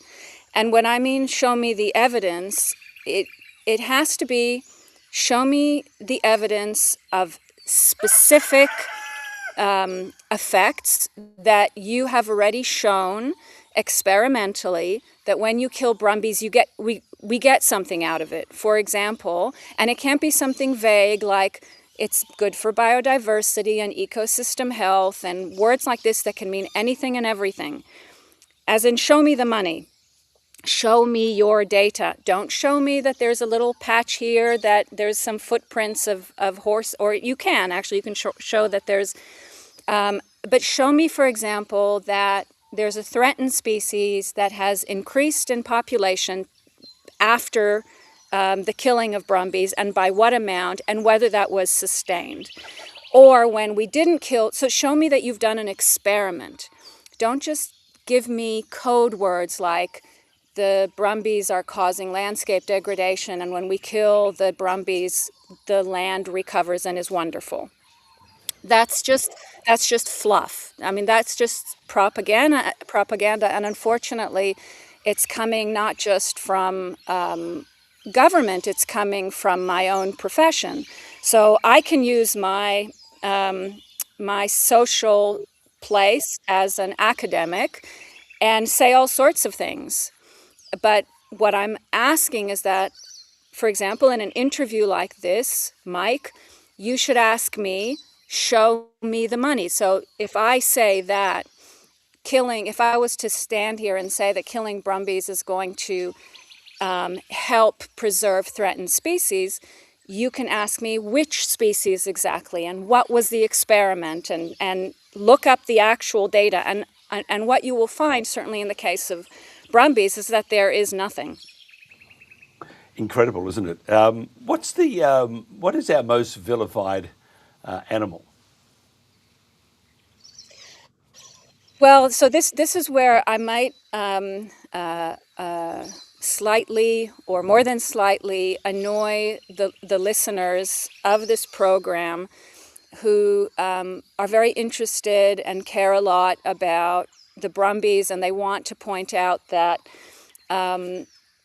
what is said about the Brumbies is not fair because they are not as bad as some other creatures that we all agree are known to be harmful. And those, the top on the list would be foxes, cats, and some would also say cane toads.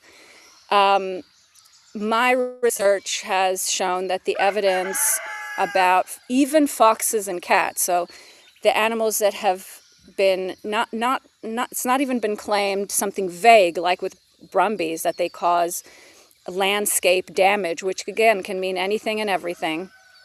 In the case of cats and foxes, the claim is that they have caused extinctions. And we recently published all of the primary evidence, and it shows that we actually don't have strong evidence, and in many cases any evidence, that they have caused extinctions that everyone has now come to accept is why some species are endangered and why some species are extinct. So the evidence is not in my field. The evidence for a lot of the claims, and including, by the way, claims that I used to make myself, assuming that the evidence was there, is not there.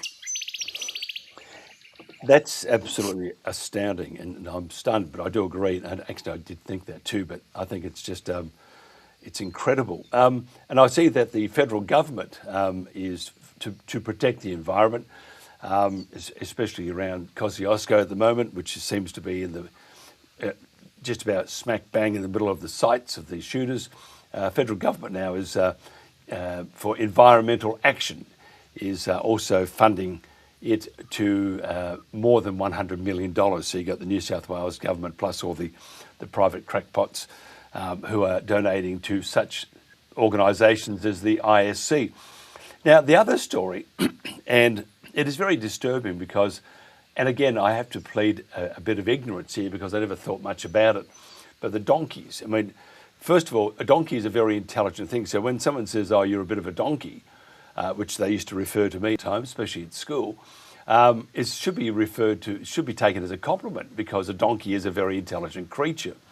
Tell me about Kachana and there's about to be a donkey cull in Kachana. Can you tell me about your thoughts on that and a bit of the history?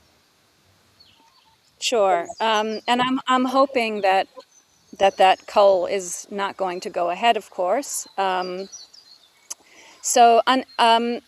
Unlike the Brumbies that quite a few people do know about, in the case of donkeys, wild donkeys in Australia, not many people are particularly aware of them because they tend to be in areas that are far away from where most people live.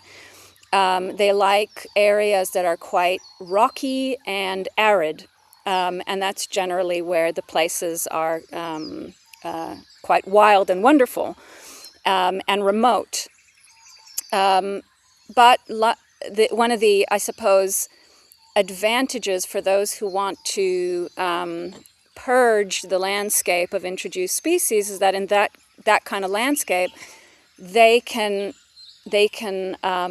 mass eradicate these wild equids that are in many ways very similar to Brumbies, but outside of the attention of people.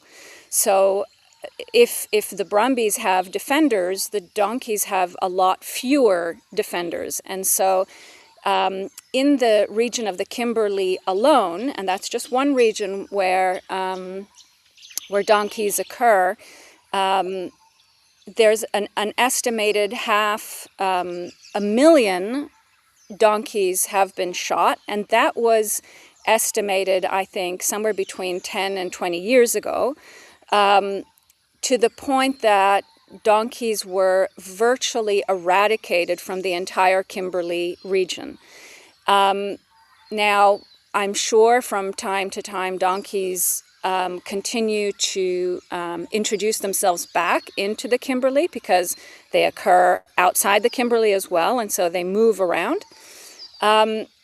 But for the most part, donkeys have become either absent or very rare from the entire Kimberley, and the Kimberley is the perfect habitat for this animal.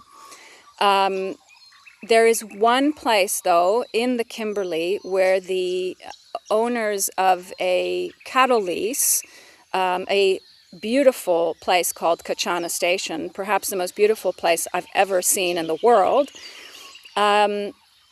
they decided that they don't want to be part of this eradication program, and the station owner manager Chris Hengler was the only person that saw donkeys differently than, as I was saying before, just a form of pollution that needs to be cleaned up.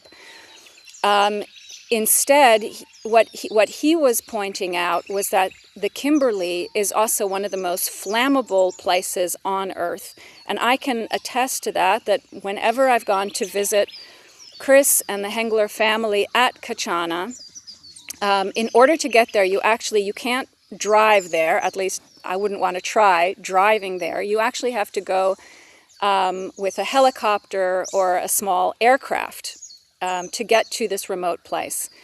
So every time I've gone there from the sky, you can see smoke somewhere, or you can see blackened landscapes somewhere.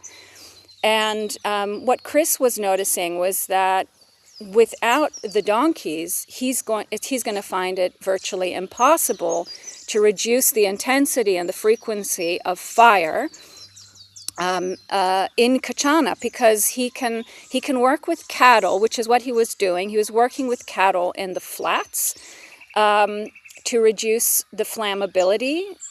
So what happens? You have a wet season where everything is growing like berserkers, and then you have a dry season, everything dries off, and then you get these really, really powerful fires. And he can suppress fire with the help of grazing cattle in the flats, but the cattle are not suited to the rocky, hilly terrain of what is much of the Kimberley and much of Kachana. But the donkeys, on the other hand, can. And so he was convinced that if he can work with these donkeys rather than eradicate them, he can integrate the donkeys into his management method, so that he can help promote soil, help promote biodiversity, that word that means a lot of different things, and suppress fire, because if there is something that just kills everything, that is fire, and that includes the soil itself that can get baked in a really, really hot fire. So I was very interested in the work that Chris was doing, and I've spent several years doing ecological research there on the effects of these donkeys, and I'm very much hoping that the research project will continue, because what we've found has been so cool and so interesting, but we've only really just touched the tip of the iceberg with how amazing these donkeys are. We also have some research that we completed in the United States with donkeys that we've compared to Australia. So there's a lot of exciting and interesting ecological work that we've been doing. But the donkeys that we're so interested in studying have become a political hot topic for the Western Australian government, who have been on Kachana's case to complete the eradication of donkeys from the Kimberley. It must, I have to say, I always say destroying the planet to save it. It would seem that it's either one of two things here with the WA government and the donkeys, is that it's complete ignorance or another agenda. Can you tell me what you think? I would just say that it's the continuation of the same thing. As long as there is this fundamental idea that there's a differentiation, or that we can differentiate native from non-native species, this is going to be the type of thing that we encounter. And what I would like to propose to people that are listening, that still do also regard the world in this format, that there are native species that fit into the ecology of Australia, and then there are introduced species that, by the very fact that they were brought here by humans, have effects that are aberrant, different, unique, and I can say, and I'm very happy to show the actual results if anyone is interested, that we cannot find a biological difference in data between native and introduced species. So the test would be this: if introduced species are different ecologically, we should be able to close our eyes and know nothing about the history of a particular species, but look at measurable ecological effects, and that can be a whole bunch of different things, and then compare between species and point out, wow, here are the ones that are different. And when that sort of research has been done, and some of it including ones involving big herbivores, like donkeys and horses and deer and other introduced, we call them megafauna, we can't tell the difference. And the other thing that I think the listeners would be interested in knowing, and again, my apologies for the contribution of the roosters, is that Australia itself used to be full of big beasts. And so the world that conservation is trying to maintain is a world that is actually quite new. And until roughly 10, 20, 30, 40,000 years ago, depending when and where, much of the world, including Australia, was full of megafauna, very, very big animals. The world of Australia that Europeans discovered was a post-mass extinction world. And I'm talking about creatures like giant wombats, for example, and all sorts of amazing creatures. You can see them in museums. They're worth looking into. Really amazing, huge beasts. And one of the studies that our team published recently was that donkeys are actually quite similar to one of these extinct megafauna, and that ecosystems with these introduced species, whether it's these big herbivores, and even, yes, I know this is controversial, cats and foxes, share a lot in common with the world of the time that we call the Pleistocene, which is just before the geological era that we're in now, or the geological epoch that we're in now. And so this idea of there's a correct way for the world to be, and that introduced species are making it incorrect, is, let's just call it, it's an ideology, or it's a philosophy. It's not there's nothing scientific about it. Like, if people believe that that's just the world that they prefer, then they can act to make the world as they prefer it. But there's nothing empirical about saying that a world that, let's say, the Kimberley without donkeys is a more correct Kimberley. It's most likely, and I would still say it's early days because our work is still quite early, but I would say that a Kimberley with donkeys is possibly a less flammable, a less fire-prone Kimberley. Mm. And they say the same with the Brumbies in the Kosciuszko National Park.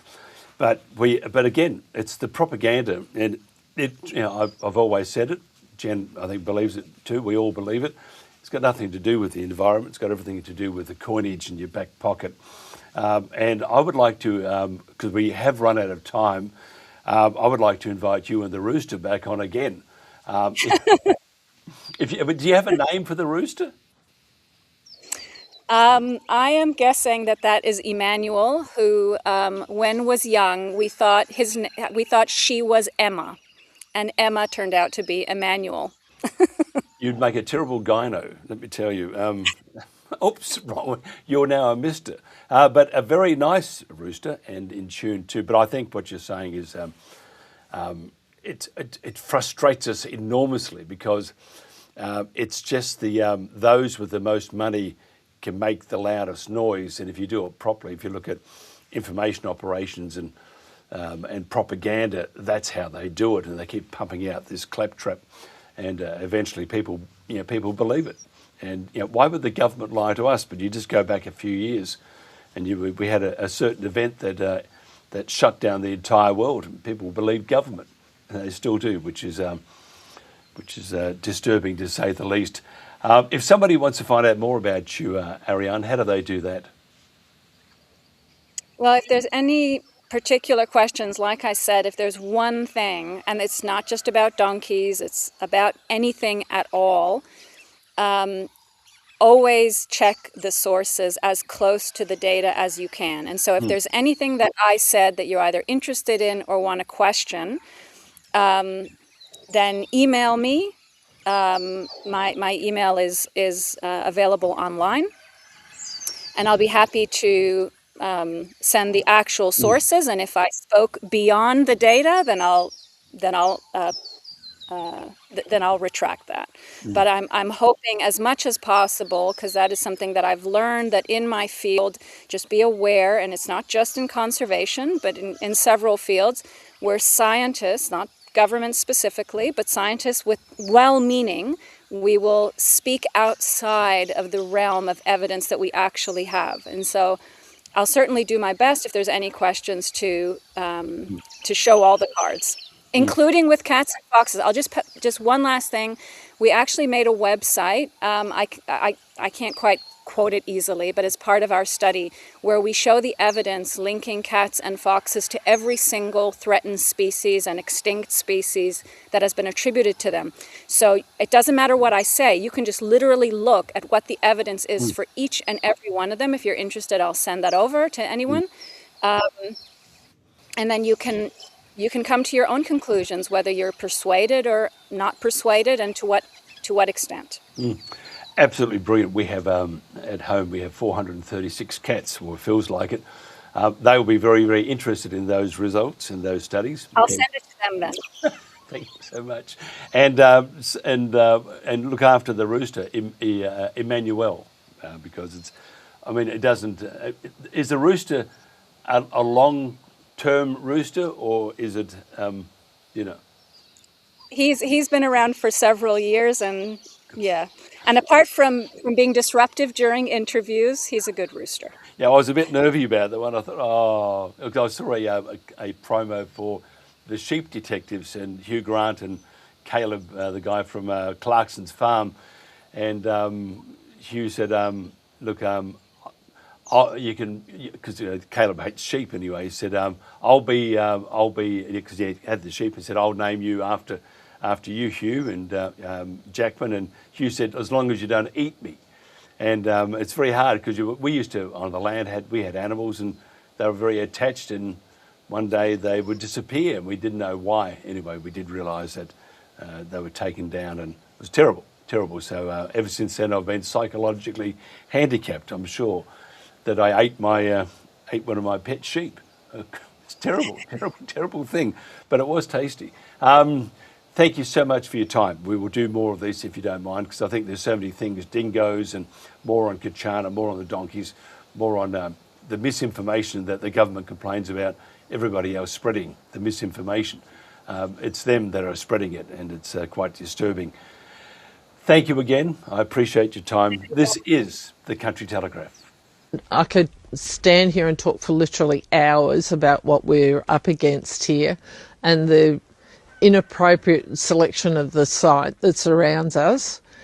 It's taking out of a 360-degree rural view that we currently have, that we came here for the peace, the quiet, the serenity, so that we could have our own little farming venture here. We've invested a lot of time and money in it, and our lives for years and years now. And these properties that surround us, they want to take 278 degrees of that 360-degree view and turn it into industrial wasteland, black solar panels and noisy battery energy storage systems.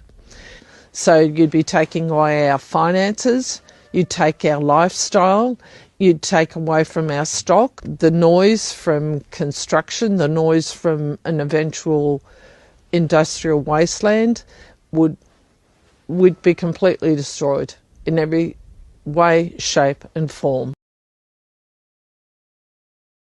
It's terrible, isn't it? Absolutely terrible. And we've got to make sure people know that they're being conned by all these organisations, governmental and private. It's just a great big con. Now, there are many rallies happening around the country on the 1st of August, next Saturday. Please show your support in New South Wales, Queensland, Victoria and WA. The Country Telegraph will be at Tumbarumba, where we are told will be horses. We will do a 2-hour live broadcast at the rally on Saturday, probably about 9 o'clock or 9:30. I think 9 o'clock is what we need to do. And we hope to do live crosses to several around Australia to get a gauge on the temperature and the feelings there. So fingers crossed on that one. Anyone who will be at one, please contact us, as we would like a report at least one person from one of those rallies. I think they are important to let the country know that the country is dismayed at what's happening to these magnificent creatures. We'll have Rachel McDonald on tomorrow to talk about the other rallies, such as the Queanbeyan rally, and hope to have other guests throughout the week, although it's a short week for the Country Telegraph, as we'll be on the road again. That's right, driving from the Gold Coast to Tumbarumba. So Thursday and Friday will most likely be replays. Now, just a reminder, by the way, our poll, get behind it, goes all week and even on the weekend. This week's poll on the Country Telegraph is, do you want the Brumby cull to stop immediately? I can only vote once. You can only vote once, but it's. I think we need to do it. We need to stop the cull, stop the killing immediately, but not just with the Brumbies, with the forthcoming cull on the donkeys. You heard just before that the science that they're on, the information and data that they're sprouting is most likely incorrect, but it's all about ideology, and it's all about how to stuff up the country and the world. And I think we need to tell people that and show them that we're not a bunch of cookers, as someone said on a post the other day. We're just looking after these magnificent animals, first of all, who we owe a great deal to. That's it for me. It's been I almost lost my voice, which is which some would have said, fantastic, his voice is gone. Now we'll have some sense. Until tomorrow morning, have a great day. This is the Country Telegraph. Tell my fool I kept on running. Tell my mirror I heard her cry. Tell the mountain I belonged here. Tell the wind I said goodbye.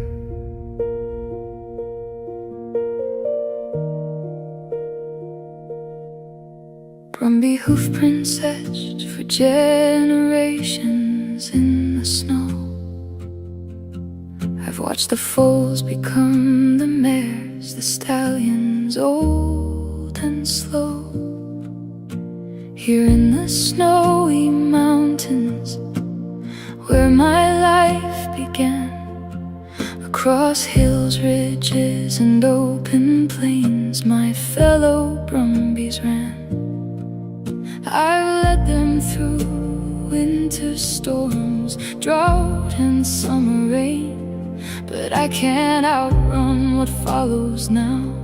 Shield my family from this pain. My ancestors crossed the oceans, but I was born upon this land. These mountains are my birthplace, the Snowies are my clan. These mountains hold our memories, our family history. If home is where you're raised, then this is where we should be. Tell my foal I kept on running. Tell my mare I heard her cry. Tell the mountain I belonged here. Tell the wind I said goodbye. Stay close beside me, little one. The thunder isn't rain. The sky itself is hunting us, and I cannot stop the pain. I gather those I love and turn to face the sound. Though every instinct tells me run, there's nowhere left for us now. These mountains hold our memories, our family history. If home is where you're raised, then this is where we should be.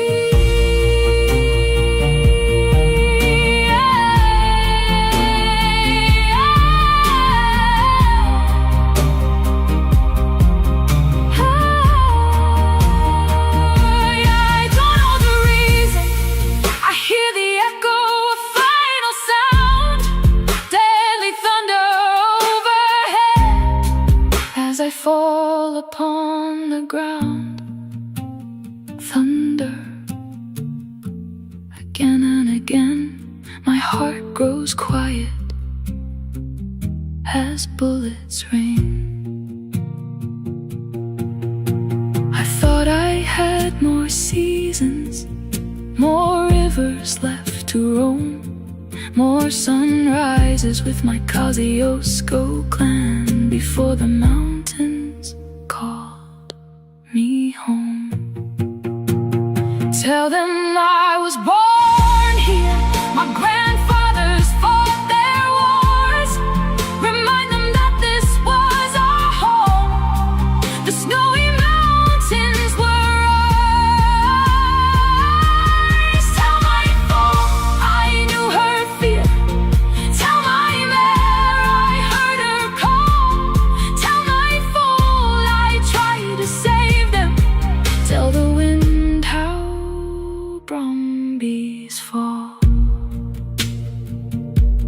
Tell my fool I kept on running. Tell my mare I heard her cry. Tell the mountain I belonged here. Tell the wind I said goodbye.